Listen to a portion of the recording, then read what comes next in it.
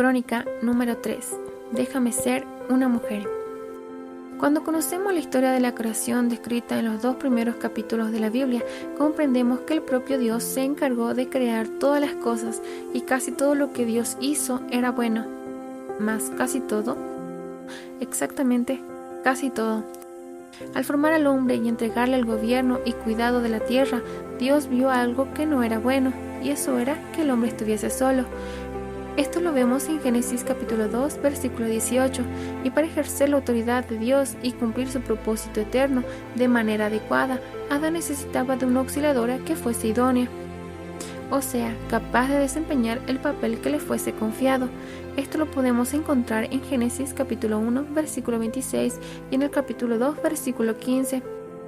Así Dios le dio al hombre una mujer con la misma esencia que él poseía, la imagen y semejanza de Dios. Así lo dice Génesis capítulo 1, versículo 27. Aunque fue creada a la imagen de Dios, Eva ejerció e hizo su propia voluntad al permitirse desobedecer a Dios, osando desafiar su autoridad.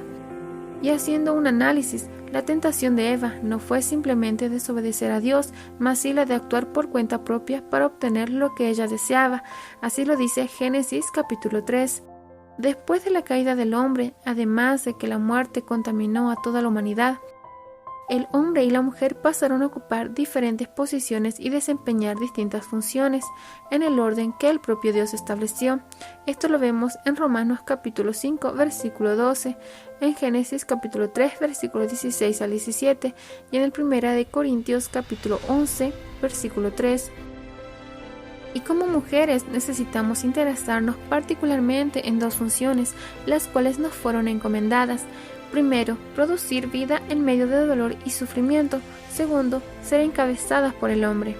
Mas, para desempeñar esas 2 funciones de manera adecuada, necesitamos comprender el principio de la sumisión, que de manera importante forma parte del orden establecido por Dios. En contraste directo con la rebeldía que Eva demostró en Génesis capítulo 3, vemos que la primera y más importante función de la mujer es ser sumisa, y no solamente exteriormente, mas también interiormente en su corazón.